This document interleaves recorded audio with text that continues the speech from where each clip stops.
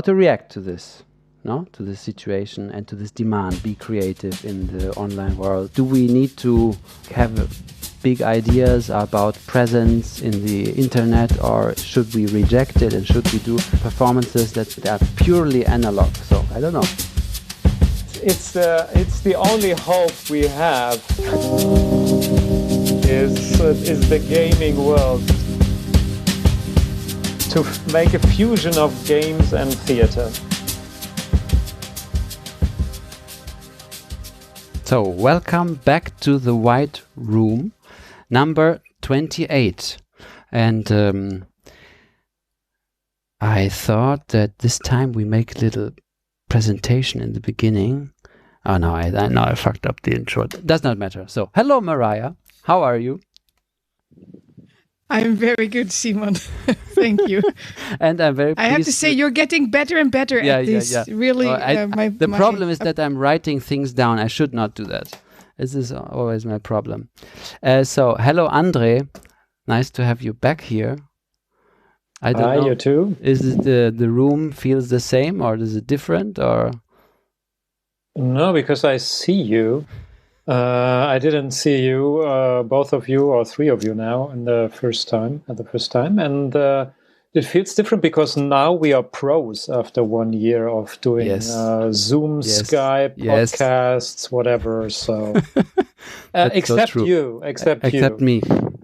I retained that was the second episode of this podcast, was the heart of the beginner, and I said I am always a beginner and I refuse to become an expert. And then Mariah said, what do you mean, what the fuck? Hello Stefan. And we were on. Yeah, and we were on. Hello Stefan. Hello Simon. I'm very happy. Hello Mariah. I'm very happy that you are here. You have been only talked about the last time. When André was speaking about Futur3, Futur3, your company. So, Stefan Kraft, he's the other part of the company Futur3 of Futur3. And so, you're getting the extra warm welcome for being first time here. Thank you. And yeah, we are also seeing each other on Zoom. And I don't know, did it change something on the conversation? I don't know. I find it nice because last time we had we had the Zoom in the beginning, the video, but then we turned it off because of connection problems. And then, we kind of sometimes talked into each other. And so this is sometimes better too. Yes. So this is the 28th episode, and we have Futur3 again here in its almost entirety. I don't know, you have to explain again later, but and we wanted to continue actually a conversation that we had last year, more or less exactly 1 year ago, when we also almost started the podcast. It was the episode number 6. And so I think this could also become the kind of the program of the, you make always, and then you make next year again, and every guest you take again next year, and so you don't have to worry about the program. And you always have a continue. This could be also we also don't need to worry what we will do in 1 year. Yes, in the Monday afternoon. Exactly. In April, we know we will see you. Yeah. But what is new is that we are live also now. That's very different, but it's not so different because we don't really care, and I don't know if anybody is listening. So this is also the other thing. If you are listening, dear listeners, I wanted to say that you can also help us support this podcast, The White Room, by commenting or by writing something, writing your thoughts or your questions or your criticism on what we are discussing here, and of course recommending it to other people, to your friends or to your enemies also. Maybe it's better, even depends on who you are. But And last time we started again with what is this podcast actually about? And we will start again with this category. What is this podcast about? And maybe Mariah, you can also help me. This podcast is our little feuilleton for theater. And I actually I looked it up, but now I lost it. Our little feuilleton for theater and also other things related to theater. And when I say theater, already the problem starts, of course, because you say theater and then people think a lot of different things, no? But let's say that we always create what we mean with theater, maybe hopefully also during the conversation, or create the idea of it. But so what theater is or can be is very, very different. At the moment, it can be very, very strange, different things, no? So this is a podcast about theater in this sense. It can also be about theater which we see in the state theaters, like the theater in the big on the big stages. It can also be the small theater in the small venues, or it can also be the online theater, whatever that is, and performance. Maybe it's nice to add that this podcast is made from the perspective of people who make theater or endeavor to make theater. We are not critics or scientists or researchers, but in these days, what is called of someone or asked of someone who makes theater has changed, I think, a lot over the past, I don't know what number to put there, but it's changed and we have become something that you maybe describe as a theater maker, where the lines between actors, directors, scene designers, administrators, marketeers, and many other things get a bit blurry at times, because we sometimes combine roles, sometimes one person carries all those roles. So a kind of strange creature is starting to emerge there that has a theater in its life in a bit different way than when you are only director or only actor. I think both Simon and me fall in this category of monsters. So do we, I think. Yeah, that's why we like you. That's why you are here.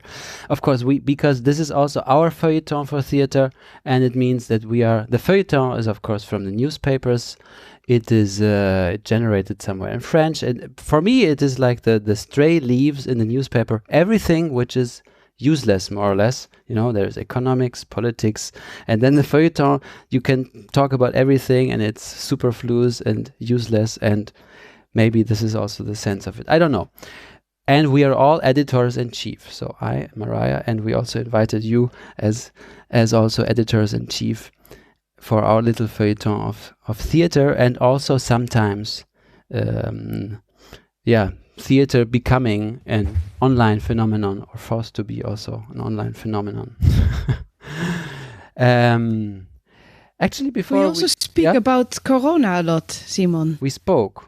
But I don't know if we speak today. Maybe in the "How are you" section. But I first, before we go into that, I want to because the theater of. We had in the past the secret word of today, which I borrowed from Frank Zappa, and today we also have a secret word of today. I wanted to keep it. So that's right. You heard right. The secret word for tonight is aura. Or aura. As in, you're messing with my aura, man. Step back. Oh. Yes. Sorry. So this is the secret word of today. And then we can actually just go in. How are you? Or maybe, come on, Stefan, you're the newest one here. Stefan, how's your aura today?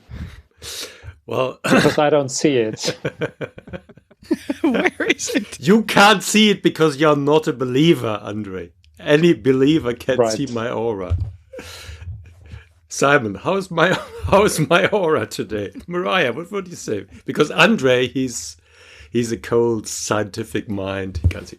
No, well, actually, I'm fine. I just squeezed my nerve yesterday, and so I'm still fighting with my body, but or my body is fighting with me. But I'm rather fine. Thank you. Yeah. How are you fine? How are you in what are you doing at the moment?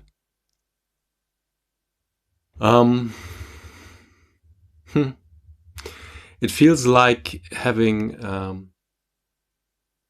28, just know the French word and the German word, chantier, Baustelle. So construction sites. Construction sites. A lot of construction sites. At the same time, yeah, parallel. Yeah. And this is sometimes it's fun, but most of the time it's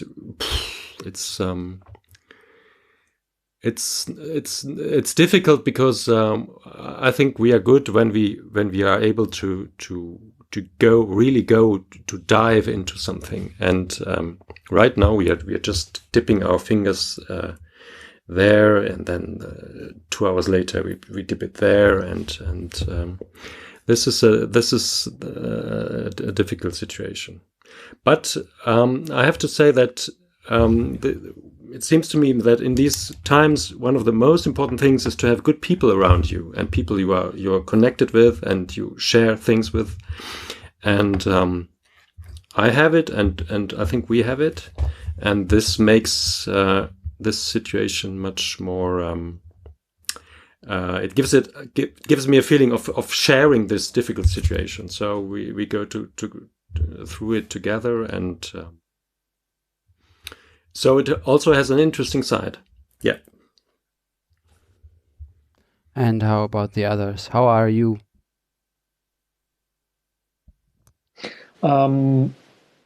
Well, I feel we are just. Last time I can say time, because I remember I listened to it again, and last time you were saying, okay, we are cleaning the house, and you read old books, like books that you found.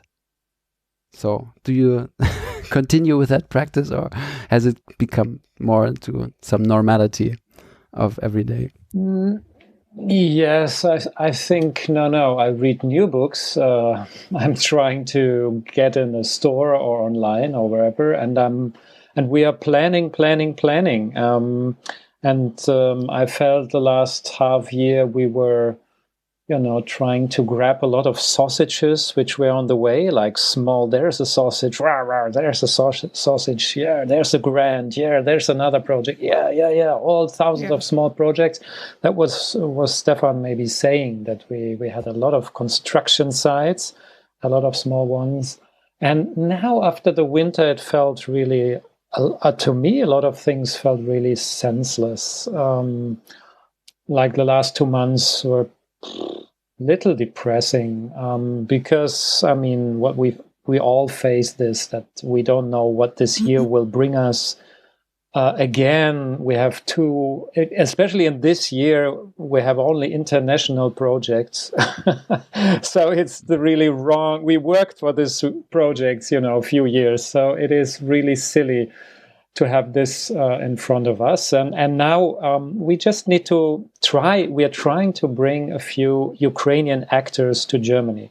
And this is like a situation 20 years ago when the borders were closed for these people. Now we have the same situation, fighting, writing papers, calling embassies, all this. And then the thing is, or the difference, when we succeed, even if we succeed, and the actors and actresses are here, the performers, our colleagues, we still don't know if we can realize the project, and it can't be postponed anymore, and then it will be cancelled.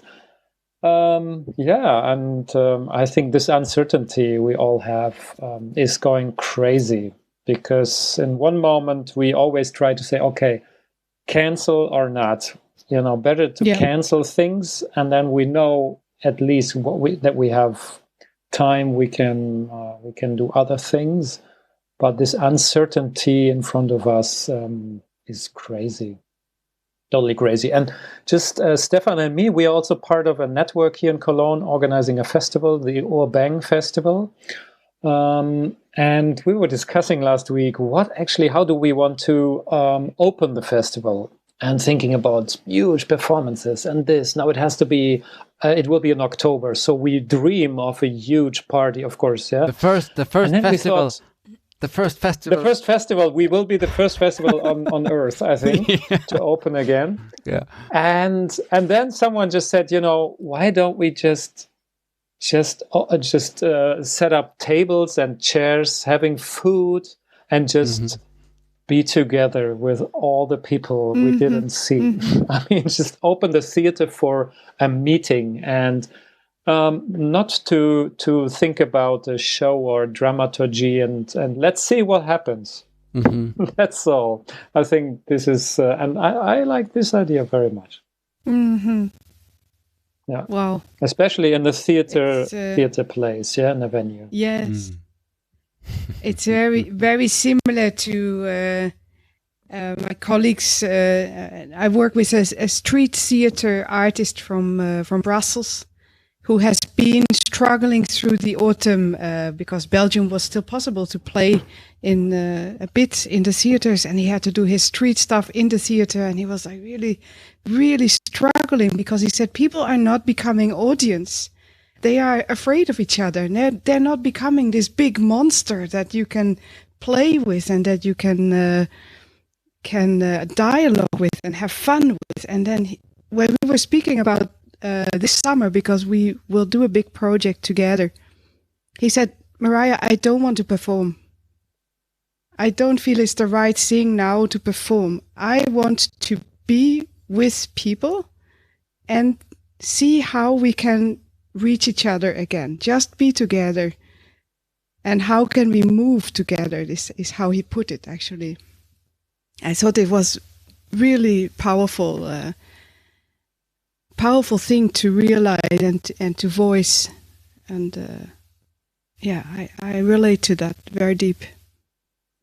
It's very interesting because, of course, we are all asked a lot, okay, you artists, theater artists, what were your experience and did you find other ways to reach your audience? You're creative, so be more creative. You find other ways. It's your job, But and I realized yes, creativity is such a what do they mean by saying that? Of course, we have skills. We were trained. We were. And we made experience with our crafts, arts, our audience. And this is a very, very interesting quote you just said. So it is not maybe like finding new ways doesn't mean necessarily, okay, now we all go digital and now we go hybrid, digital and analog, which is all fine. Yeah.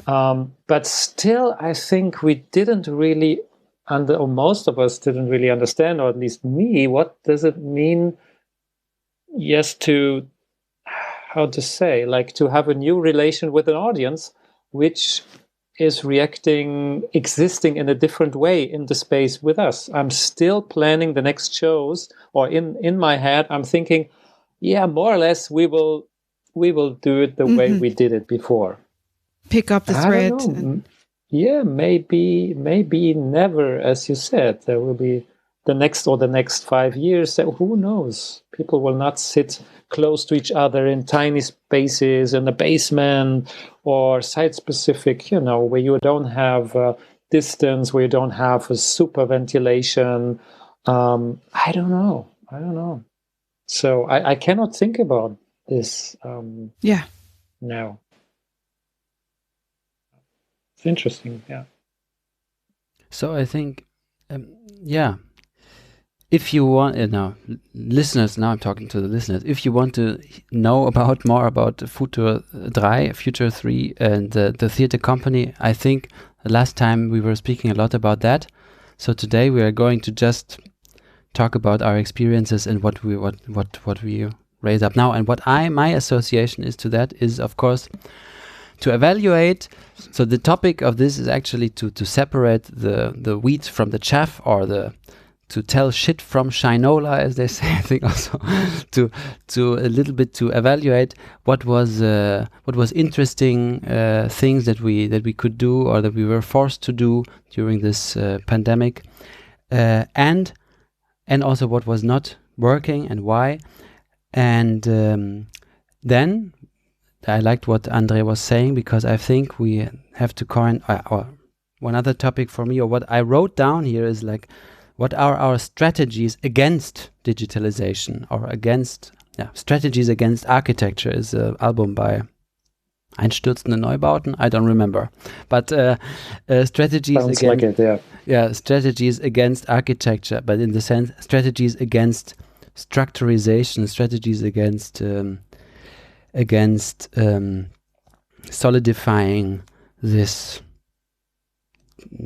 terror, actually, in what we are, how to go against this, how to react to this, to this situation and to this demand, be creative in the online world. And do we need to have big ideas about presence in the internet, or is it maybe just also the other way around? Should we reject it, and should we do performances that don't have any documentation in the sense of photo or video, or that are purely analog? So I don't know.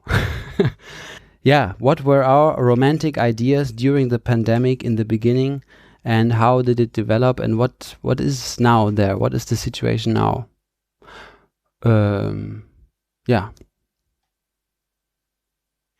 I think, sorry. Okay, I'll make it short. I think one of my romantic moment, or I'm not sure if romantic is the right word, but I think in the beginning of the pandemic, there was something like, it had something like a scouts camp. So something really exciting happened and nobody knew, and they said it's dangerous, and we had suddenly there was some kind of emergency, and we had to stay at home, and then the shops were closed, and then there was no flour suddenly, and I couldn't bake bread, and I said, shit, I can't bake bread. So and I was always, these last years, I was always thinking, well, we never had a war. We never had this state of emergency, of life, which gets completely out of balance.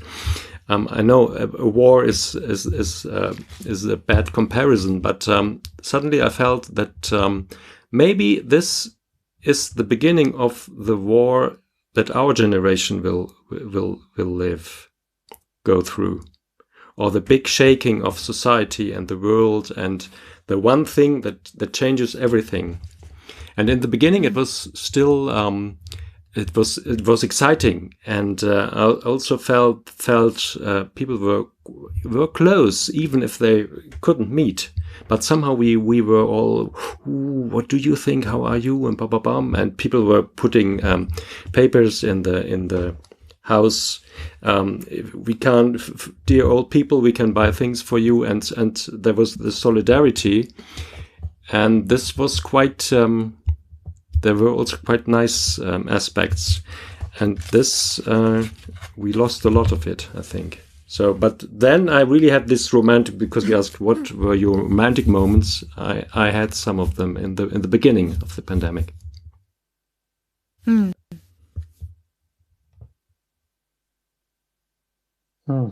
So, if I might add something there, just because or hook up, you talked about the digitalization, or how should we relate to this as artists, and what there's just I think theater, art, culture, or society can happen in any space, also in a digital space, it's fine, it's why not? But now I especially the last months, I thought, okay, we are we were slowed down. My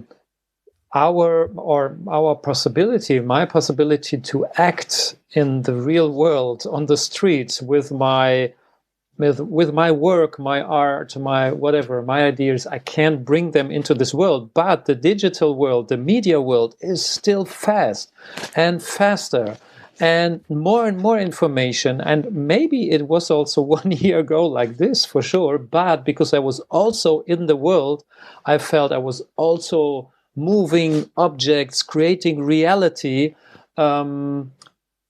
I've felt it was in balance, and now I feel for myself it's totally out of balance, and I just want to shut down all these digital medias because they talk about a lot of things. There's always seems to be someone analyzing the reality, and I cannot react to this. I can't be part of this reality.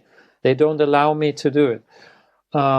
So maybe what came up again, I mean, this is not a new romantic idea I had, but this maybe a moment when we say, okay, yeah, let's do something which only happens in the cave in the real world, and there's no simulation, so there's no media around, no recording, no connection to the digital world. I think that is a very strong romantic idea which pops up in my mind again a lot. And I liked one Italian theater, I can't remember their name.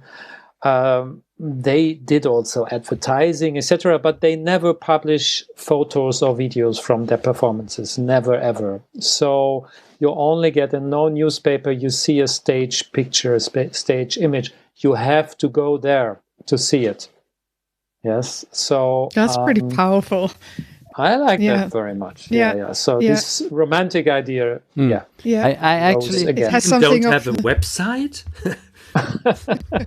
Yes, but without pictures of the show. Do we? No. Are you sure they exist? Do they exist? One be sure. Maybe I was dreaming. Well, with Photoshop, one can never be sure these days. But it's a very powerful image. Also, immediately brings to my mind of the Greek mysteries and of these kind of rituals that were not for uninitiated. Of course, the initiation of buying a ticket is pretty light, but still, you went there, you become this audience, and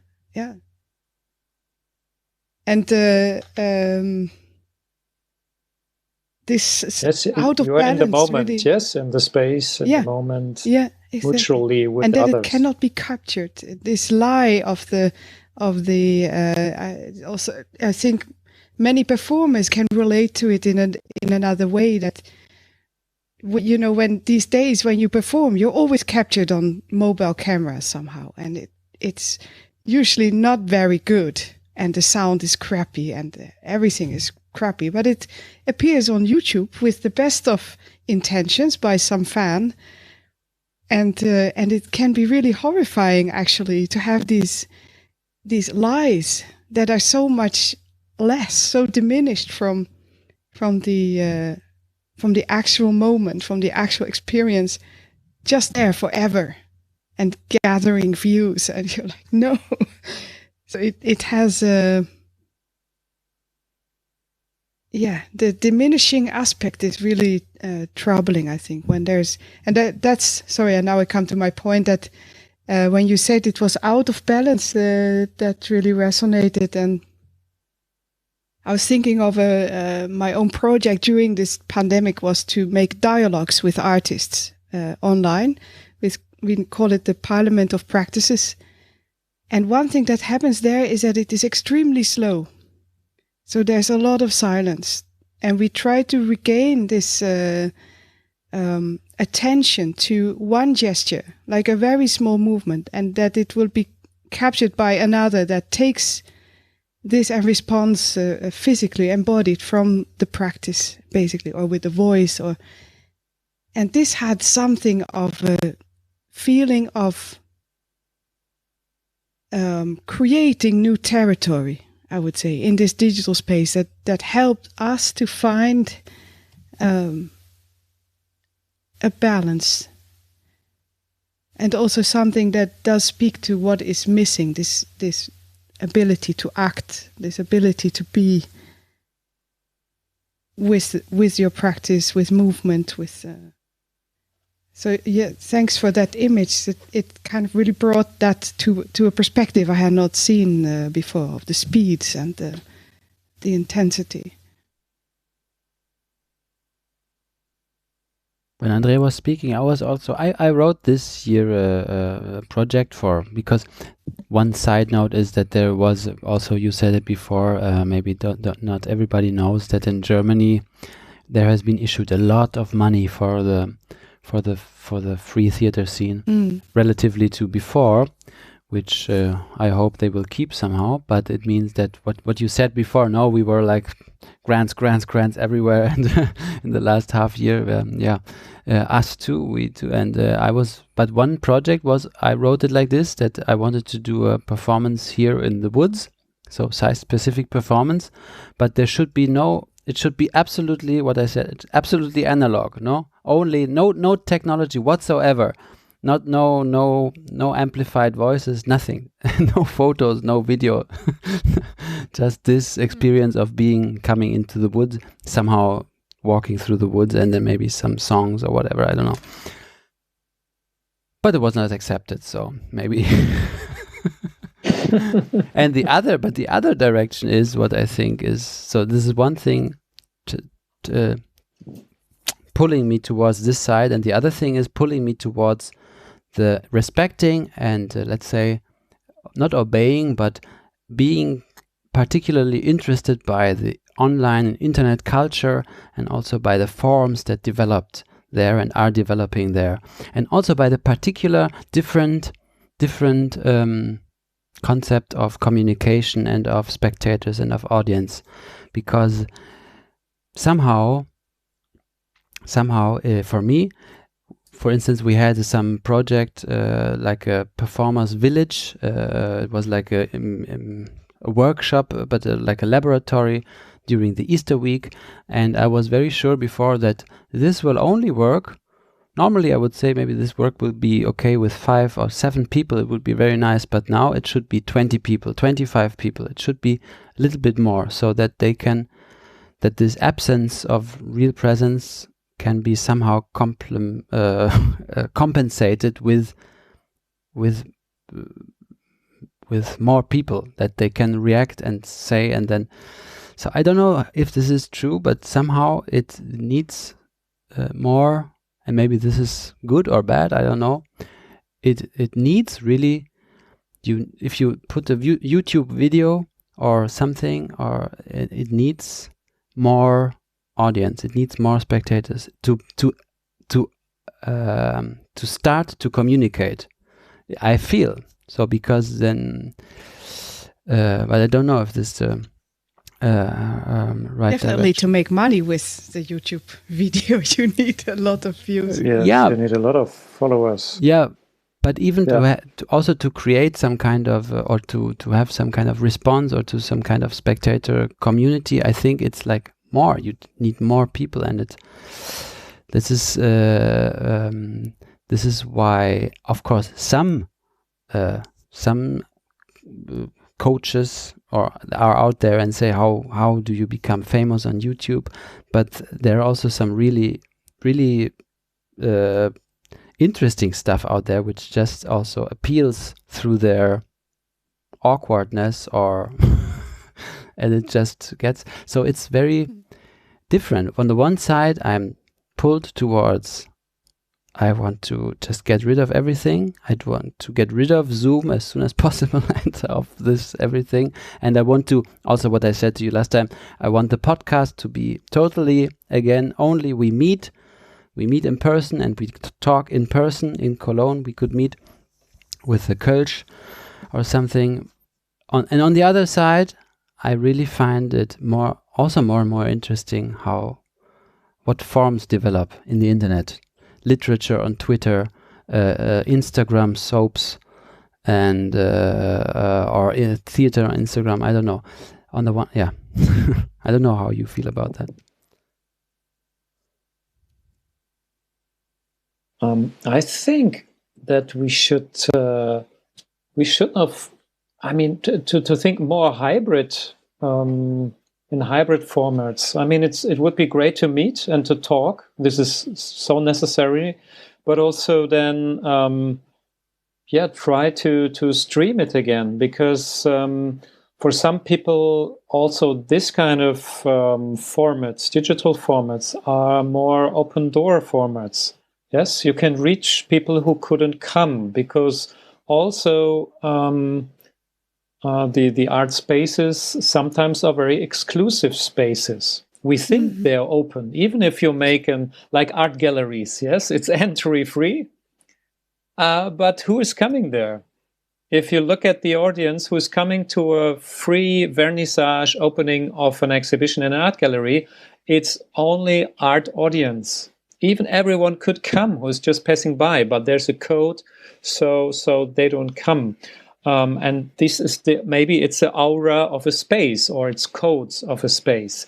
And of course, the same can happen also in digitally. But I think still it's more rock and roll in the digital world. So you could get some people who just pass by, who say, okay, I'm just listening to this folks for a while. I don't mind. It's a different thing than going to the theater and listen to us. Yes. So let's keep it. I mean, it's fine. It's more barrier free. And you get extra points, André, because you used the special word very naturally and in a beautiful sentence. What does he get? What did he win? Simon, what is the prize today? He wins a chord from the guitar. No, it's not here. It has to be digital. He wins another nice quote by Frank Zappa, which I like also. What combines two. Hey, there's nothing wrong with the masses. The masses are very wonderful. We happen to be part of the masses. The only problem with the masses is the way they're treated by mass media and the things that they're fed, you know? Interesting point. Think about that. I mean, you are what you eat, and you eat what you get fed. And this, what comes out on national television, you know, that whole Donnie and Marie spectrum of aesthetics it's not good for your mental health. I cut it off too. Oh, he's so right. Yeah, he's so very. Oh, yeah. And this is something I feel incredibly powerless against, because I really feel deeply about what Frank Zappa just said about what is put on mass media is slowly making us, or not even that slow, it's making us really, really stupid. And that's where maybe, I'm not talking about YouTube actually, because these platforms, they have some kind of rebellious possibilities, but really the television, the radios. In Holland, you have 500 tunes that are chosen by one person of questionable taste, and that is all that is going to be played on the radio, which is a horrifying thought. I think only classical music and live registrations can go beyond that list. Yeah, so one thing what I was also, because André said aura, and what I found interesting, bing, he said aura. No, but what he said, or what I relate to now, is that maybe I experienced that in this strange phenomenon of Zoom conferences, video conferences, that sometimes they're even better than normal. Especially because, for instance, here in this little town, Schwerte, we have some different artists here also, of different, some are laymen artists, and some are work professionally, and there's some kind of initiative to be together, and I suggested that we meet online in this Zoom. And when we met for the first time, it was after months of not seeing each other. Of course, there was it was really positive energy, and suddenly, what before when I went to these meetings before the pandemic, I felt like, I don't want to say anything. It's just so, or I don't know, I didn't find my place there. and also the moderator was very powerful, standing there, no, and the people in the audience, no, sitting, and then they were having. But now in this Zoom, that was just everybody was in the same situation, poor. I mean, at home, stuck at home, and somehow it was even better. And this is, I don't know if you can relate to this with other experiences. That, yeah, we should how to keep this easy, facilitated approach, or easy approach to also the to what we do in the form. We can offer it also easily, no, and people can take part easily. It does not have to be so deep, everything, and thick and going, but then it's also this other deepness, I don't know, but yeah. Whoa.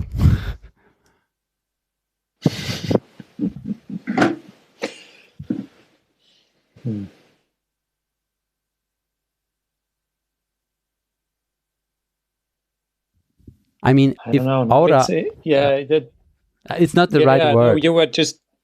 It's maybe. I mean, it's a democratization tool. I mean, or where the tools of democratization or process management, when it's about community, when it's about, I think also Stefan was very engaged the last years, but especially last month in creating like a or reunification of the theater scenes in Germany, in Cologne, creating a new association. So there were, of course, a lot of Zoom meetings, and I don't know, maybe there is a different balance in the Zoom meetings, isn't it? I mean, in a space you have maybe an aura of a person, or you have. Maybe you feel the different hierarchy of bodies, and in Zoom, I don't know. You are more fearless also in Zoom. Yeah. How did you feel it, Stefan? Like, because you had also negotiations, of tough negotiations between artists, interest groups, etc. Yeah, there's something that the status not vanishes completely, but somehow it's more democratic to have these 4 or 8 or 16 little. They are all the same size, and somehow also I had always had the impression people who are talking too long. It's much more visible in Zoom, and then you see all the people who are looking there and there, and somehow it's very often it was more concentrated. I hope that for some kinds of meetings we will go on to do them by Zoom, because it can be quite concentrated. Mm-hmm. And, I also, but it does not. Yeah. You also.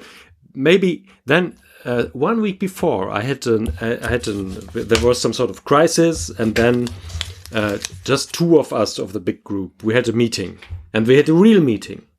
So we sat face to face in behind the theater in the garden, and this suddenly, and then we started to chit chat, and then it took 3 hours and a half, and the atmosphere is completely different. But it was very it felt good. It felt really good. I was really said, "Wow, you can sit there having coffee, drinking the same coffee, and so not just seeing that Simon is drinking red wine and I'm drinking beer here."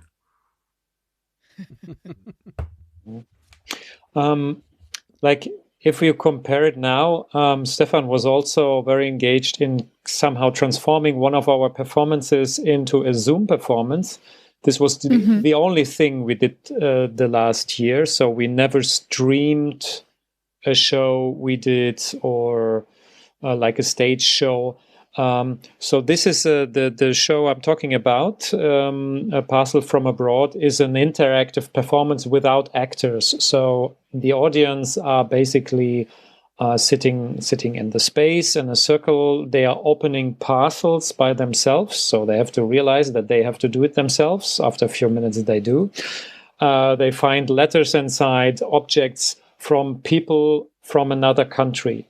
Yes, so we had partners in Ukraine. They did interviews with people talking about money and happiness.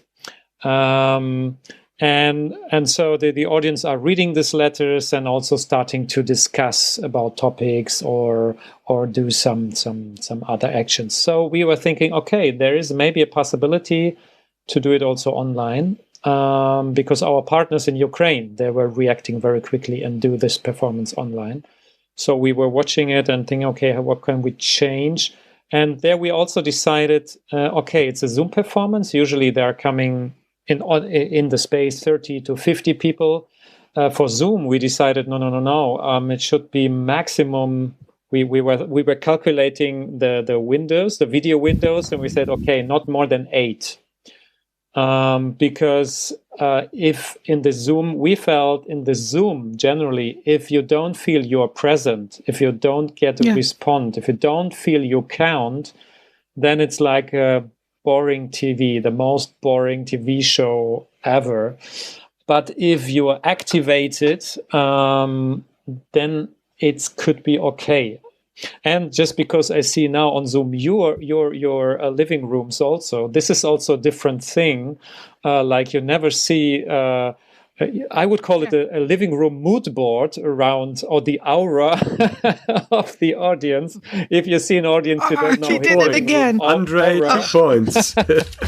But in the Zoom performance, you see actually a lot of people sitting on their benches, sofas, etc., in their homes and exchanging, like in our performance. So Stefan was also working on that, and that was also interesting Zoom experience, I would say, definitely. Can you tell a bit, Stefan, how that because this seems like a performance that is so carried by the objects, in which there's so much, which is the one thing that you really cannot have on the Zoom. You can have an image of an object, but that's extremely different. So how did you go about that? First, before Stefan answers, I will give my present to the second mentioning of the secret word, which is Jean-Claude Carriére. When we are lucky enough to meet the real mystery, we have to respect it. Okay. He died short time before, right? Yeah, he died, and we made a kind of a special episode on him, and I played some clips. So Well, you were asking about the objects. Well, there were two important things. It was the objects plus the letter that with the object was somehow the materialization of the letter. So it was a real letter. It started, "Dear people in Cologne, I'm regarding to luck. I experienced that and that and that, and so they had 3 topics to talk about: luck, work, and money. And the style was very different, because we had a young boy of aged 8 who was talking about his favorite game and his family, which was luck for him. And then they had an old communist who was longing for the Soviet Union, which has collapsed, and so. And the objects, they were just shown into the camera. And so this moment was quite nice, because everyone in this 8 fields was looking to the one person which was doing his things, and they had a letter and they took it out, and then they read it, and this was some kind of ritual, because there was 30 minutes, 30 seconds of quietness, knitting the group together. And then they gave their voice to to another person. So this was this little theater moment, and which was really touching. That very often people said they somehow felt responsible for the story contained in this letter. Beautiful. So this is, in mind, we actors, we are also responsible for. We are the carriers of someone else's words. Jean-Claude Carriére's, for example. So how did the people get the? How did the people get the letters? Via post. Sometimes we brought them. So nice. We send it. Very old-fashioned. We send it, and snail mail. And there was a sticker. The sticker on every parcel, sender unknown, parcel from abroad. But it was a lot. So they So they registered in some moment for the performance, bought the ticket or whatever, and then they received this parcel or this letter, and then that's a very nice preparation for the performance. So they are really looking forward to, and they cannot open it before. I imagine they shall not open it before. No. It's opened in the moment of the performance. Yes, and you as audience, you are activated. Yes, you know that you're going to do something in front of the others in this Zoom conference, and it's not that you are just observing and you may like it or not. And just to add what Stefan said also about the object, so they were also asked to describe it and to the others. And of course, we made also some experiences, so some rehearsals with friends. And we realized we had, for example, there was one idea that there's a story about someone is writing in the letter about my son who was learning to ride a bike, and that was a beautiful moment. So you find inside your box, you find a bell, a bicycle bell. And in the original performance, we had a lot of bells. So in the space, the audience could make sounds, like a lot of different bell sounds. And then this was our idea. That was the idea, and it was very beautiful in the space. So now in the rehearsal, we did the same. We said, okay, everyone gets the parcel, and in every parcel is also a bell. So please take it out in this moment and ring the bell. And then it was a terrible, terrible moment on Zoom, because for some people it was incredible loud with headphones. And then also Zoom is actually filtering voices. So Zoom will not allow 8 sounds to be present in one moment. Maximum is 3, I think. Yeah. So it was really, really shitty. It sounded terrible on Zoom. So you can't do such kind of happenings, audio happenings on Zoom. Yeah. This was not a romantic moment, really not. No, that was really some really terrible moment. It's a hurtful feature of Zoom. So this is when you start to do Zoom performance, you really bump into this how software is made smart and does a lot of thinking for you, and but it also makes a lot of prejudice about how you would use it, and kind of cages you in that. Right.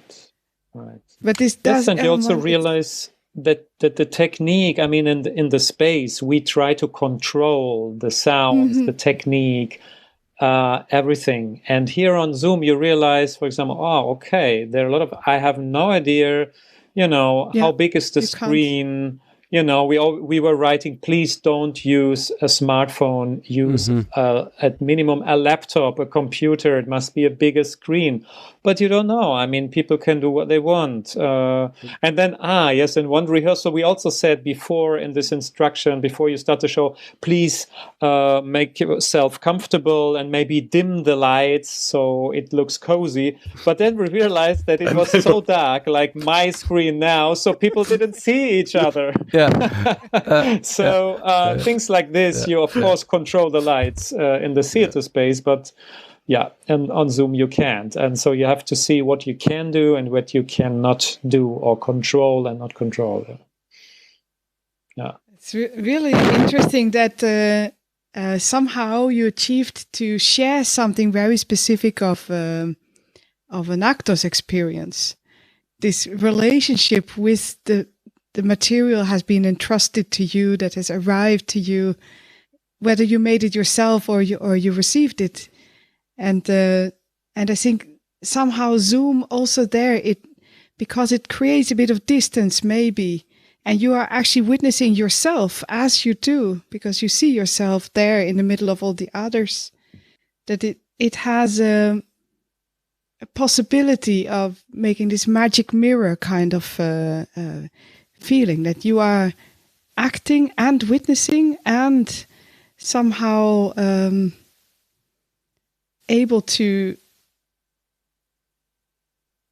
I don't know what that really creates, but you are already acting. Maybe that's it, that when people are on the Zoom, you're already kind of performing. In a way, you're performing yourself. And I've seen a couple of instances where with this transference of material, for instance, we did a very, very simple exercise with students, that they had to share each other their life story, who they were, and then they would come back on the screen and the one would speak for the other. So I would say, hi, I'm Stefan. I'm now sitting alone on my attic, and and the other was just there next to on the screen. And this also again, the screen made it very touching somehow, because they were put together in a certain aesthetic, certain helplessness, also a bit vulnerable in their little boxes. Yeah, it sounds really great. Is it still going, this performance? Can one our partners participate? will do it in André, I think they will have real analog performances, Real right? people, you mean, like real spaces? Because What a the pity, Ukrainians, I want the Zoom performance. You will want the Zoom one, yeah. Yeah. So we have partners in Kyrgyzstan and in Ukraine, and I think they have high rates than us, but they are not afraid. And I think our partner, in 1 week, he will travel to another city in Ukraine first. No, to Kyrgyzstan, and then he will even go on to Kazakhstan, but have it Bishkek, as a real performance there. Yeah. Oh wow. And one so last question. Now we had actually other plans, so we didn't want to continue with the online performance. But now maybe if everything will stay shut down, we will again come back to the online Zoom performance. But this performance sounds like something really powerful, as a way to connect people that are actually physically very far away from each other. And in that sense, I could really see it growing even as a form, as a really powerful form and a powerful possibility of sharing stories, creating empathy and some kind of strange connection, that you don't become friends, but you have carried each other somehow for a little bit. It's I mean, it's right. It's actually a series. We started it as a series of performance. So we started it in Germany, between two cities, like in East and West Germany. And there was the idea, the main topic was more or less, is there still a different mentality in East Germany, West Germany, different culture somehow. So people from Weimar and Düsseldorf, they exchanged in a way. So we did research in Weimar and in Düsseldorf, and then we always have performances in both places. And so the same we did with the Brandon East German town and in Ukraine. And now we have Ukraine and also even Kyrgyzstan as partner. So, but this online version, I also realize it is a possibility, as you say, even go across borders, because one thing is, of course, we have to send the parcels. That makes sense. So you need to have an item, you need to have something physically, but you can actually live wherever. And this is a new possibility for this. So we could connect people straight online. Yes, and I think Stefan, didn't you don't you remember there was one audience saying after the show that, wow, this was since a few months the first time someone met a stranger. I met someone I didn't know before, and I really got in touch with this person, because this is even someone from Cologne, my hometown, but I don't meet as strangers anymore. I don't meet anyone. I don't get to know anyone anymore. That's actually a really inspiring new challenge for theater. No? If you're thinking, what can theater do? Then maybe the unknown that theater is approaching can be in this: how do we connect again? How do we move together? Even bridging the digital and find ways in which strangers can connect. I think that's a really powerful and generous thing for theater to achieve. Not look at me, but hey, look at you, actually. Mm-hmm. Mm-hmm. Yeah. Which you already did with the object. It's really wonderful how that migrated.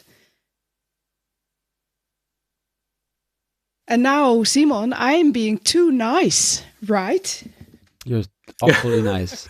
Awfully nice. I'm intrigued by why did you put that there? What was your thought? I thought we are being cooked here in this white room. No. It's not happening. You mean why I wrote that one of my topics was being too nice to each other? Was being too nice to each other. Yes. Yeah, I don't know. It's something it's actually a quote. I watched during the pandemic. We watched the entire series of The Wire, Pato and me, and yes, it's a great series. And there is great. One scene where one of the young black guys who are in the gang of the drug dealers say something like, everybody is too nice. Everybody is too nice to each other somehow, because he's being approached by the cops that want to get information from him, want to give him also another life perspective, and so. And they say they're just too nice to me. This is where it comes from. I don't know. It's also what when I had my first YouTube live streaming this year, what my director told me: Simon, you're too nice. Why are you so awfully nice?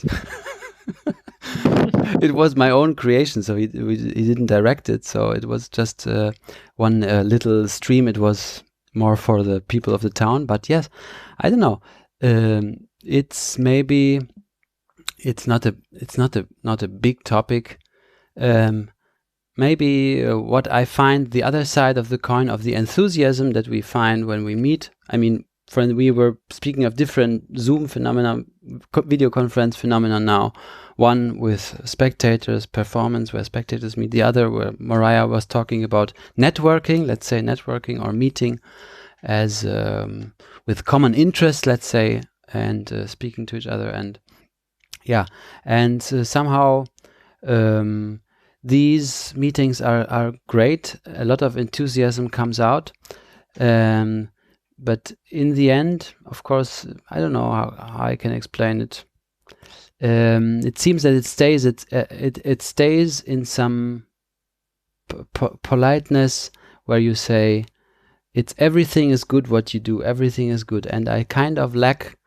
That's why also in our last project I said to the people, if you need some criticism, call me. I can look at what you do, and maybe if you want some criticism, I can try to do it, because I feel sometimes it's just everything is good. Everything, if you are in some work situation or rehearsal situation, everything is awesome. Everything is good. Maybe it's also a spirit of the times at the moment. I don't know. And sometimes I. I feel the need for criticism. Simon, I'm sorry, my connection was so bad that I absolutely did not hear anything you said. But I always really want happens. to. Can you? Oh, now your aura and So because you're too nice, and so he was trying to talk about criticism, and so that's why your connection was was bad. You shouldn't hear that. What he just said. that's true. No, I mean, but let's shift from what you say to a very important topic. I don't know. It is maybe I know it from Poland, from Ukraine, from some countries that there is now a harsh discussion on violence and theater and art. It's there's a storm. There's really a storm, and I would say I don't feel it here. It's more partly maybe there are also already other generations of people in the theaters, also the state theaters, but. I mean, just imagine also in the Volksbühne Berlin, also the director had to leave or left the theater. Belgium.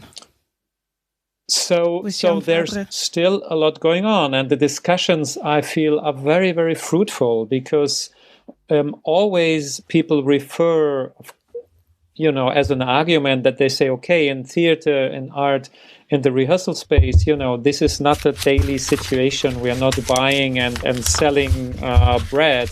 We need exceptional state of minds, exceptional situation to create art, to go to the limit and even beyond. But of course, now there is. There's a demand and the claim that yes, we want to do it, but it should be in a contract. So we should do it together, and I shouldn't be pushed violently somewhere, or I shouldn't be used by someone in any way if I didn't agree that, okay, take me wherever, push me, I'm with you, call me whatever you want, I want to go this way with you. That's all fine. I mean, it's maybe like in the Domina scene or in the SM scene. I mean, if both agree, it's they can whatever do what they want, but of course, it's also connected to jobs and existence and money, etc., and careers and power. Yes, and there's no safe word, I guess, in theater. Yeah, and so yes, of course, we shouldn't. There shouldn't be a lack of criticism of pointing out what is wrong, what is not working, and pushing each other. But of course, I mean, on a eye level and not to misuse the structure of power. So I can give you a job, hire and fire. You are a woman, you know what we demand from a woman, etc. Of course, this is absolutely unacceptable. And I think in Poland at least, like already 20 years ago, where I learned a lot in the theaters, I saw a lot of these interesting companies, but where was a lot of tension inside. I mean, Teatr Gadzinice and in Wrocław Theatre, etc. A lot. And most of the actors and actresses, I would say, which were somehow great on stage in a way, they had strong energy, but there was such a lack of individuality in the end. There was such a lack of self-initiative. There was so much, I mean, there's still such a generation dependent on the director to lead them, to tell them, to show them the way. And I'm sure, hopefully, we really got rid of this culture in art and theater. Yeah, completely agree. I think there's a deep belief system that's lying underneath that is very complex, actually. Yeah, I mean, there's also I think a belief. It's maybe a bit to the side of this, but that's very internalized. That is lying underneath this acceptance of power. firstly, that you have to negate yourself to achieve greatness. And this is so widespread. It's also very present in mainstream theater schools in Holland, in the art theater schools, where the only strategy for education seems to be break them down, and then let's see what emerges or what survives, and if something emerges, if something, exactly, it's like it's a wild procedure, and there's not much craft or technique in there, it seems. I'm exaggerating a bit. I don't want to. Yeah, no, it's true. It's true. Also, I remember when you talk about this, I remember Italian examples. For example, you can see documentaries or filmed things of Giorgio Strehler of the Piccolo Teatro in Milano, where he's like on the stage and just yelling at his normally female actresses that they are stupid, that you should, and it's really awful to see that. It's awful, and I think I would not like to mean that when I was saying being too nice to each other, that we should go to this kind, because this is really but this is actually a topic for an own episode also of the podcast, which really intrigues me. Right. It intrigues me, this history of independent theater, which has a certain refusal of the normal structures and very powerful and charismatic people pushing also for this kind of theater, and in this process, a lot of wounds appearing, I think, in a lot of histories. And this led to also great works of art, but it also, maybe the question is also why we can create great works of art and step a little bit more ahead, go a little bit, leave this this power structure, this martyr, a little bit. Yeah. But that's maybe what I was getting at.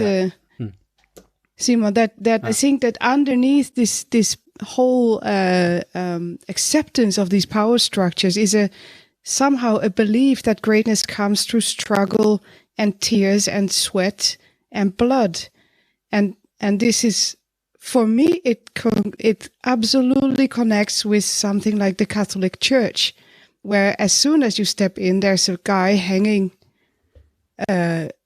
bloodied and tortured. The Catholic Church is the most theatrical. It is absolutely theatrical, but it has the same kind of twist, a twistedness, which connects, this freeing and this rising up above the tortured body. That I don't know. It's, for me, it's very much like on this deep level of images and what you believe will bring you to something transcendent or. But what you said, but beauty, as Mario in one of our podcasts said, beauty comes through effort and struggle sometimes, not maybe always, and it's yes, also but maybe good. Not blood. It's also good. No, not blood, of course. Well, yeah, I know, but sometimes. Okay, that's the limit. No, the health is always first, and then health is always first. Maybe this is just the health also. Well, I remember like my teacher or professor in art academy, he was always saying, okay, in his mind there are only two types of artists. It's one is the classical and our classic. I will explain. One is the romantic, and the romantic is somehow idealizing the fusion of life and art, and so everything is mixed and one, and has to be, so the art lives in life and life in art, etc. And the other one is going to the studio at 8, he's doing the painting, he's painting, and at 5 he's going home, paying the rent, taking care of the children. I mean, very, very simplified, but just in the sense that he is absolutely dividing his art from his private life or from the personality. Yes, I don't know what is worse, what is better or worse. That's not the point. But it's not the point. And I don't think that this or this necessarily leads to violence. I didn't say that, but there's something inside, because I think religiousness. I mean, it's the genius cult. It's not just the Catholic Church. You can find it. I think it's everywhere in every European culture. The genius is a romantic idea, and he is beyond the world, the rules of the world, and law and order, and his mission is bigger than anything else. I think this idea can based on Catholic. Yeah. It's true, but all Europe is based on Catholic. I mean, the Calvinists are rebellious children of the, killing the central. But the most of the Greek Russians they're Orthodox, so it's a little different. That is true. That is maybe, but still related deeply. Yeah. Definitely. The guy is still hanging there. Definitely. I think for me, there's another archetype that became really important, which is the jazz musician, where I was lucky enough to go to New Orleans a couple of years ago and really immerse myself in that culture, which is essentially Afro-American, and the African strain is so deep and so strong, but it's been broken and fragmented and like glued together in crazy ways. But there you feel an essentially different force carrying the art, and it has very little to do with what we consider high art, and it's so powerful. This second lines, I was dancing through Alphabet City, and I think it was the best. Deepest moment of my dancing life was there in the middle of a whole day with everywhere burning barbecues and drinks, and it was a depth there that I don't think I can find any space for in the European culture. Actually, I don't know where to put it as an experience, which is interesting. I think there's been a lot of bridge with Asian cultures, which in the theater, but to this other flavor of, I think that's one reason why the South American and the North American and the it's so interesting now, because you have this melting pot between the European and the African and the indigenous, and there's something there that is so strange and intriguing. Do you guys have any links with that culture? Sorry, that? Connections No. with that culture, with either from the Americas or? I mean, I was traveling South America, and I was on Cuba and in Santerias, also the ceremonies. This is all incredible, special. I don't know what it is. It's also maybe very different from New Orleans, but that's wonderful. But no, I also the last 15 years I was drawn more to Eastern Europe, so to Poland and Ukraine, a little Russia, and traveling also the villages there and the village culture, and which is was for me. My wife is singing; she's from Ukraine, and so I could. Met her, yes. Yeah, so I could somehow, she opened me a door into this really authentic, still existing village life, where traditions are partly lived, and also the voices are the singing, the polyphonic singing is not a dancing. In the mountains is a dancing culture in the Huzulian mountains, but in the steppe in the Ukraine, it's the polyphonic voices in these villages. And this is a transcendental moment, I don't know, through the voices, the vibrating bodies, and these people, this is what is so amazing.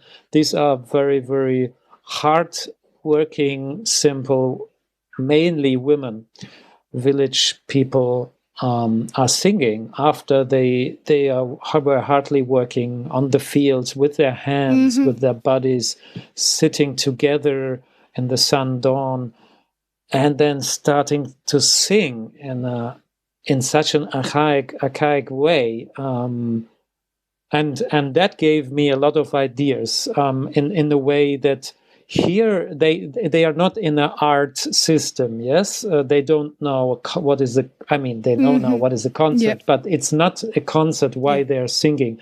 It's mainly a ritual or community singing. The voices are so special because they want to influence something. The songs, the voices, they want to influence the weather, the plants to grow, the destiny. Yeah. So they were sent out. They have action. So it's not the singing for singing. It's not the la pola. It's not the singing to the gods, so hierarchical singing, or like, so it's horizontal singing. And that was very inspiring to think about the performer and the audience in a different way.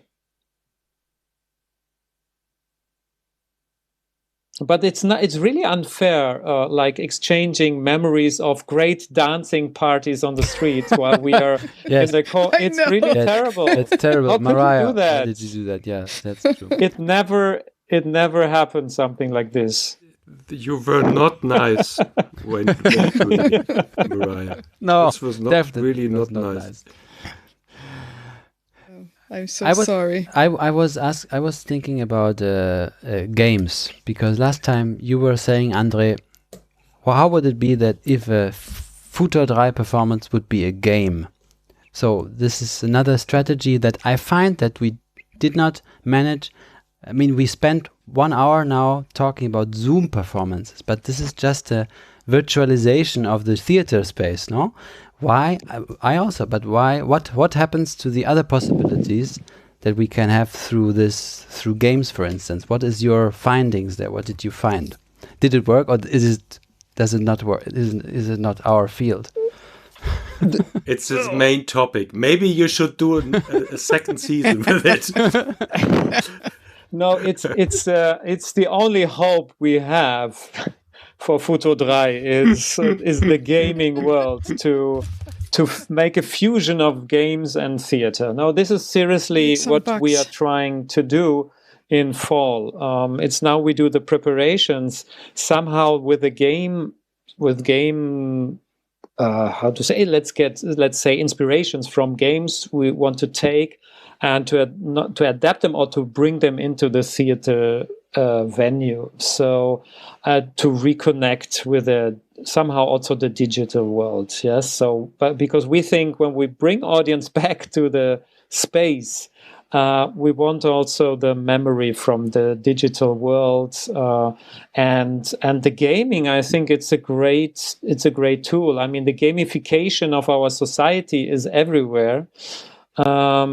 People are used to it a lot, that they are in a kind of playful contest with anything. I mean, there are apps to help you to clean up your room or whatever, and you can somehow create your own game, create challenges for your life. So whatever. So I think very inspiring for us is really the narration of games. This is what we are into now, to study games. Like I'm playing now Detroit Become Human.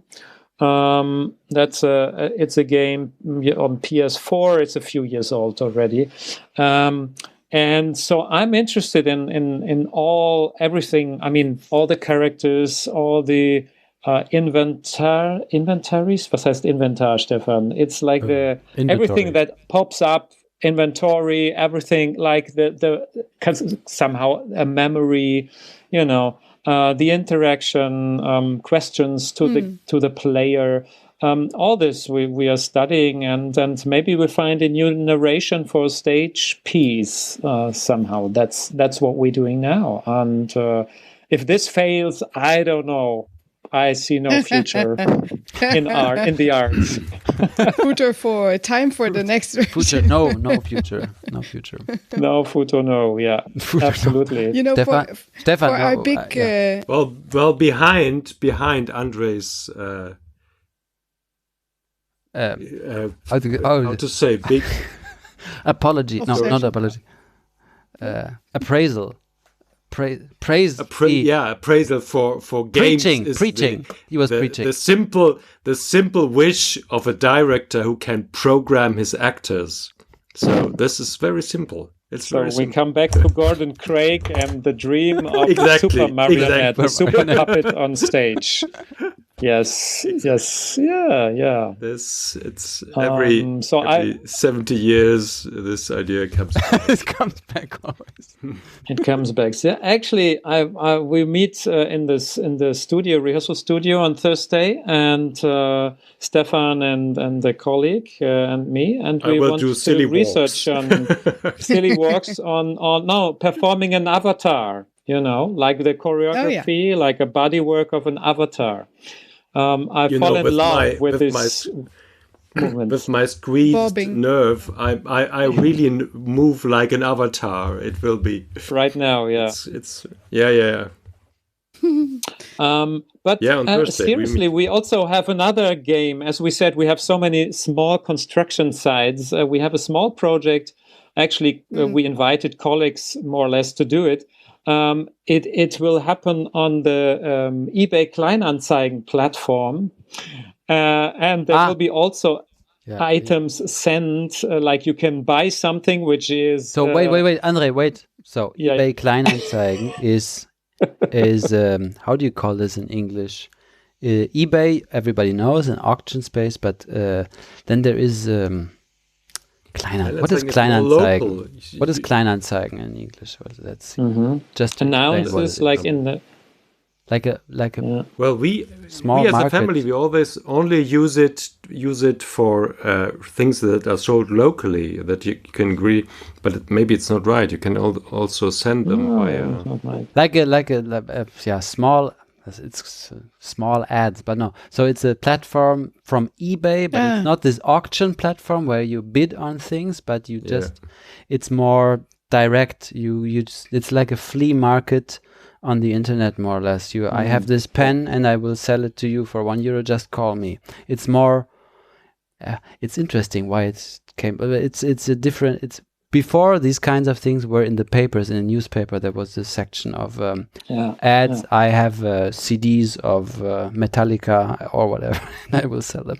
Yeah. So, and you make the performance on this platform of the small ads where people put their things to sell. Yes, exactly. So, because there are colleagues, they create games and also other gadgets, and they say we invite them, and they had the idea because it was also the idea how we can use this material. We talked about this performance parcel from abroad, so the letters, people talking about. We have a lot of interviews talking about money, happiness, luck, and work, etc. So to do another project with this material, and they said, okay, let's go to this eBay platform because it is about buying, selling, it's about money, and then hopefully getting happy also by exchanging items. And there's a lot of people we wouldn't maybe reach in our art bubble. So it's more like an invisible theater. So they can buy, it's like a something like we call it digital frame, or it's like an ink, yes, like a reader, but it's programmed. So you get messages for 7 days. You can somehow buy it, and you get messages every day. You get certain messages, and then you have to sell it again. Yes, this is more or less the structure we are testing now. And there will be also, there's an exchange in the chat, in the eBay chat, which is also used a lot, so that we get in touch eBay with chat? the people. Yeah, well, there is, like, you can, of course, chat or like write messages to the people you want to buy something from, or, you know, Okay. get in touch. And There's we a also chat link want to a product. Yes. That's And we want to, that's the one. Yes. So we want to connect people and also exchange about this. So basically, it's not a kind of a traditional game, but they try to use, let's say, game motivation, a kind of simple game mechanics underneath, so that people are motivated to do it, because a game mechanics is nothing else than some sort of rules, a bunch of rules, and getting people activated and motivated to do something, to engage into something. And this is also what we try to implement on this platform. So as we said, there are a lot of construction sites, and then we will sum up in the end of the year and then maybe close the shop, or we will come back to the idea to hide in a cave, do shows there without advertising and digitalization. It's very possible. Bring back that old idea.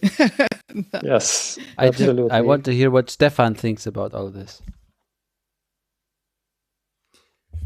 Well, as I said, André, he's very fond of games, and well, usually his ideas are not too bad, so I stay to be open and follow him. But to be honest, I'm not so gamey, and the only computer game I had till 3 years ago was ping pong. I don't know if you remember. I remember. Really? You mean I never pong? Pong. Yeah, Yes. maybe it's Pong. pong. It's Pong. pong. Yeah, it's fantastic. Because I'm 55, and when I was young, no one had a computer, and later I remember. So he's really another generation, and but I'm curious. I see he has a path there, and I'm very curious what he will make us do on Thursday. André, to put up a bit of pressure, I hope you're well prepared. Yes, absolutely. I will tell you to improvise for 2 hours, and then I come back. As directors you do put so, a camera or there. Traditionally did. You put a Yes, camera exactly. there and say, do And something go and get me a terrific drink. for me.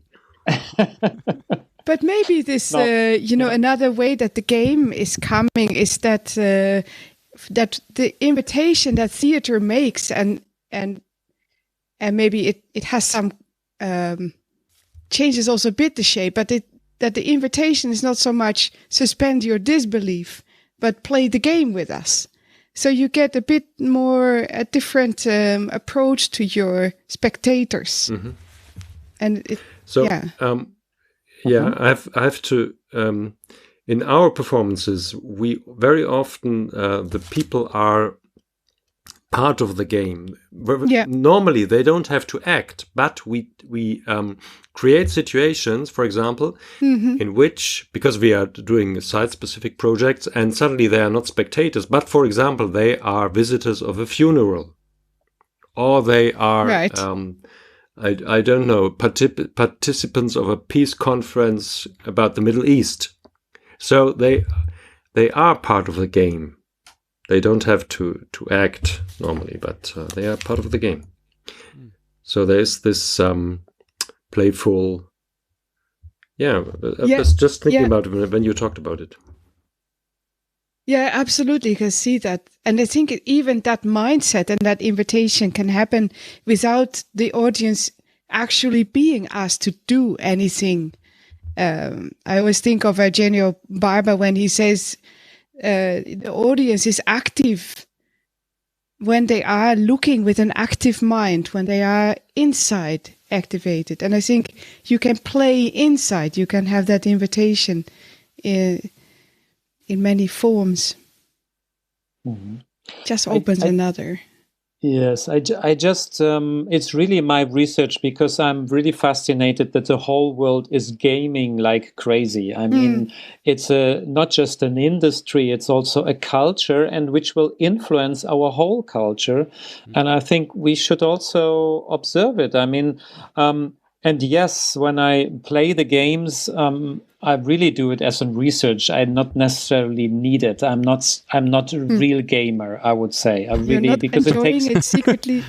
I'm not partly, but It's work, hard work. it's hard work to do the games. No, but of course, everyone is talking about digital narration and the narration in games and the topics and the themes and etc. and the emancipation of the game culture.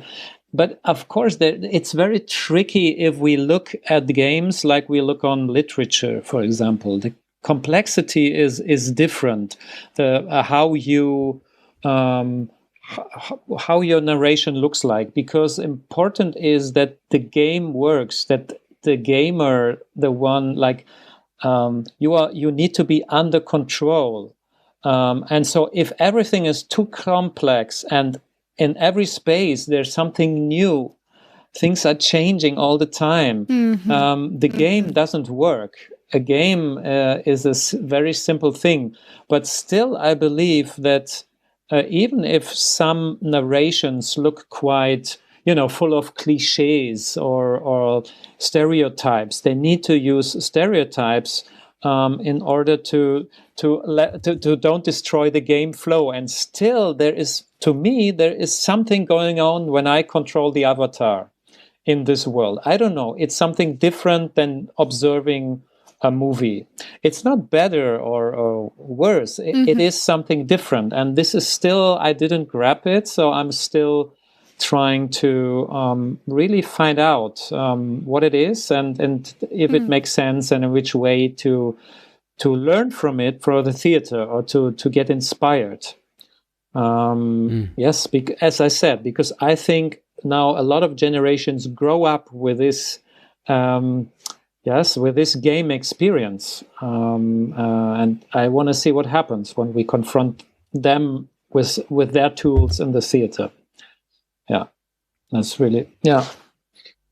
And of course, we didn't speak about virtual reality. No. This is that's another wide point, because I bought my own. Do you have glasses. your set now? Yeah, now you have them, because last time you didn't. I have it. And is it I good? tell you, is it good or not? It's beautiful. It's great. No, it's hard work. It's hard work. Yeah. It's hard work. It's hard work, but it's great. I mean, if we talk about immersivity or immersive theater, whatever, and still, of course, there's a lot of shitty things in VR glasses or like the VR entertainment, because there's still business behind. There's not so much independent producers, but it's the possibilities. I mean, you can feel it. I'm like a child when I put on these glasses. So, but if it's for example, you play a Star Wars in how does it called? I think Darth Vader somehow episodes. It's like it's more a story game. For the VR, for the Oculus glasses, and so you're standing in a space, and Darth Vader is walking up to you and standing in front of you talking. This is so beautiful. I couldn't believe I was screaming. I was so happy. It's so silly. Of course, it's so silly. I didn't care about the story and whatever. Oh, but really, you can't believe it's wonderful. So wonderful. And now if you dream of this technique with really interesting topics and stories and oh my God. Of course, the problem is you're really isolated from each other. And this is, of course, what also some theater artists already try to break, to break through this barrier of bodies. When you have a VR glasses, then you don't see anyone else and you don't feel anyone else. So, and that is a different thing in the theater for sure. That you want also the others to be present. Yes. And that's what we all miss. But still, I don't know. It was a second appraisal for. That's the topic for next year, I think. Next year we will. Next year, okay.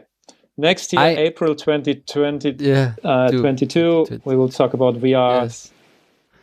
I have my own bête noire, my own dark relation with games, because I'm the first generation growing up with real computer games. I think I was, when I was 14 or 13, actively playing Counter-Strike in internet, these shooter games, and really organized. And then I cut off all of this because I was really, really addicted thing. And then somehow some other things came, art and theater, and I cannot really come back because I feel this. How do you say? It's like a alcoholic, like alcohol. Yeah, or like somebody who goes to the play the slot machine, coming back. I cannot start a game because I know it has this addictive, and it's really also I mean. It's also it's what you said. There is something, it's very interesting, but okay, the isolation and the screen and how is your own. But but definitely we need, in these times, we need people who design great games, who design great virtual reality shows or experiences. If not, it will be left to the to the big commercial production. Exactly. I wonder, in your explorations of gaming, have you done mostly one-person games or also this online multi-person player environments? No, I think me not. I think we have to ask Simon. He was for sure playing online, right? Yeah. But this was That was the thing. Because I just observed my kids doing that. It's really funny. I'm more in the games, more like narration games. Of course, I enjoy a lot. I'm not such, because I can't fight. All this fighting is not, no. I'm really bored of this immediately. But Simon, how is that playing online against others? Others? It's great. But it's a long time ago. Today, it surely is it's a very different kind of situation, because today you're not only playing with others, you're also streaming at the same time that you're playing. And you have your own community of people that watch you playing, and you talk to them, and it's kind of, I don't know anything about it, because it has become more and more complex. I think now about that people were gathering in Fortnite to watch a Christopher Nolan movie last year during the pandemic. So this movie was screened in this Fortnite game. I don't know, and the people were gathering in the cinema there somehow. So it's. I was asking because I think the multiplayer games, it has something to me that is essentially different, in that it really can come very close to emerge with your life. Like, I have a friend, Simon knows her too, that met her two husbands in this multiple player game. Things happen in these games that actually impact your life hugely. So it's reality for the people that are in there. But what is sometimes lacking to me in elaborate games, and strangely present in very simple games like Tetris, for instance, is serendipity and a kind of complexity that comes from things coming together unexpectedly and making almost oracular moments, which is, I think, one of the joys of both jazz and theater for me, that, the meanings that come out is absolutely unpredictable. Every person seeing a show will have a unique experience. And I just wonder if that aspect is present in these games, if that is something that could that is strived for. Do you have that feeling? Well, I mean, you also have to differentiate maybe between the blockbuster games. I mean, there's huge money, and of course the narration, like the Detroit, for example, Detroit Become Human is a remake of the Danish TV serial Become Human, or Real Humans, yes. It's a similar plot, so it's not even a new invention, which is kind of might be necessary, so you can relate on something that worked, it worked, because people put a lot of money inside to create such a game. It's really a lot of money. Etc. So it's an industry, but there are also independent games, and there are games also with bugs. I mean, there's the game scene, they create bugs, of course, so that something happens. Or the sandbox games where you create your world. I mean, of course, you could say there's always a limitation because a platform has to be programmed in a way, but also, a saxophone will never sound like a synthesizer, Yeah, that's absolutely true. And there weirdly are enough, limitations.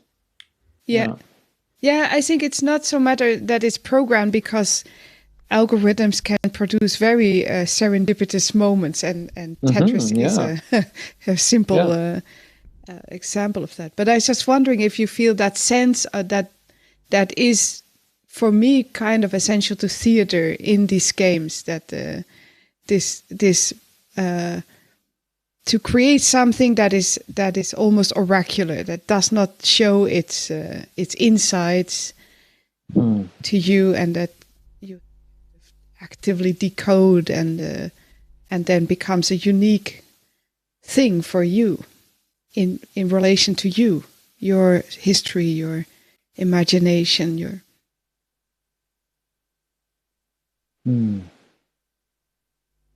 I will just add that I was really in love with one game, but it was in solitude. It was Final Fantasy VII.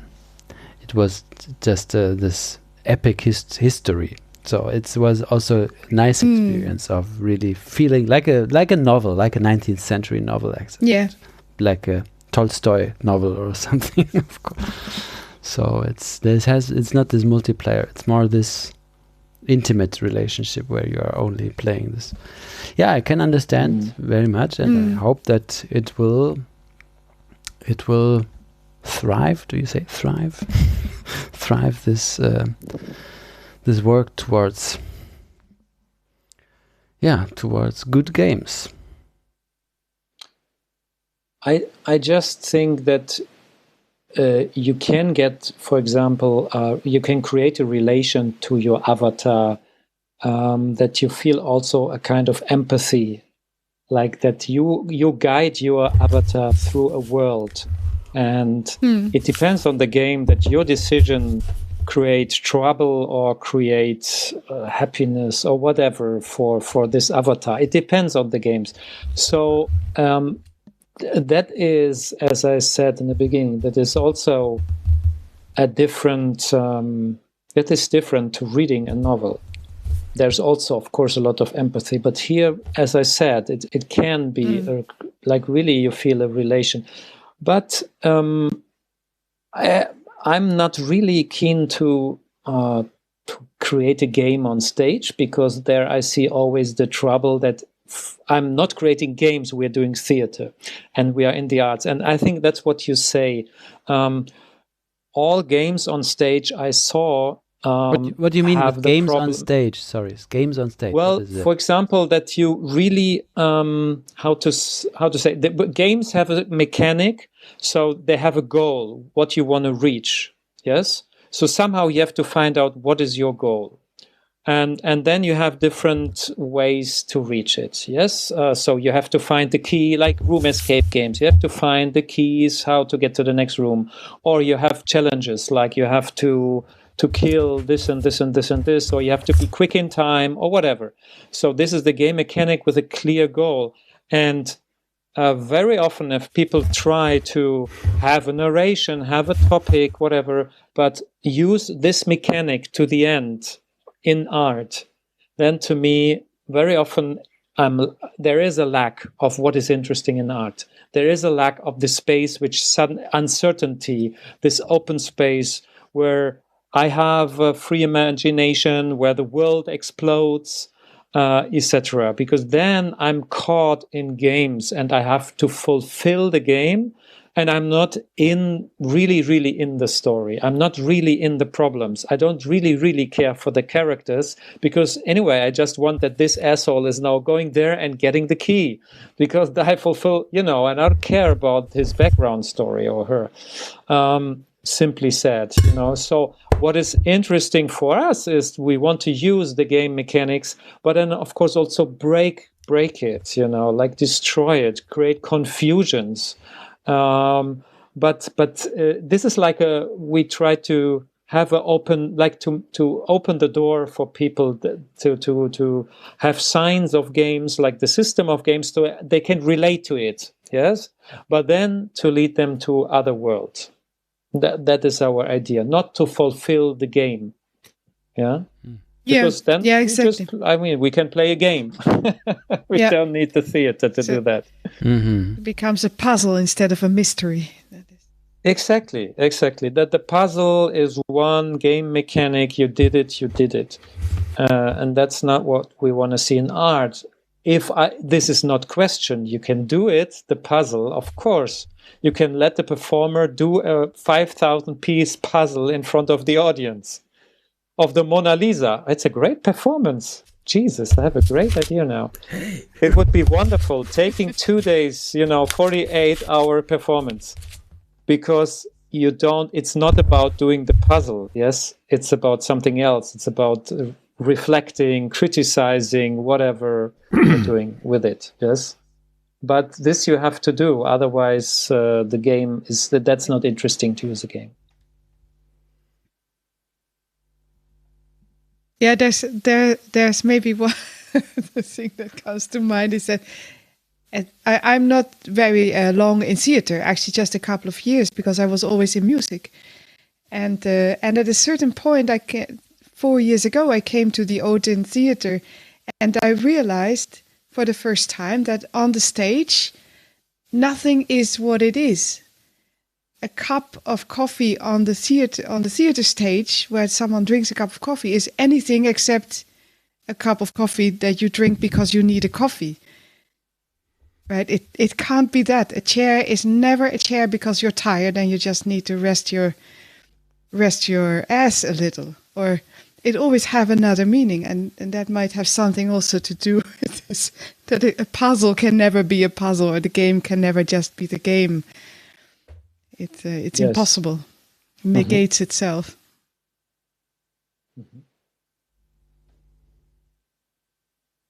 Well, I think that is a great last sentence. A puzzle can never be a puzzle on stage.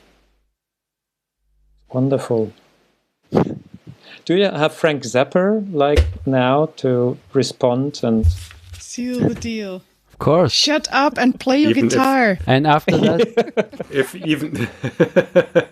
shut up and get drunk finally after 2 hours of you will hear. Yeah, and so thanks. Yeah, Goodbye. That is the lack of Zoom, eh? God damn. Yeah. Information is not knowledge. Knowledge is not wisdom. Wisdom is not truth. Truth is not beauty.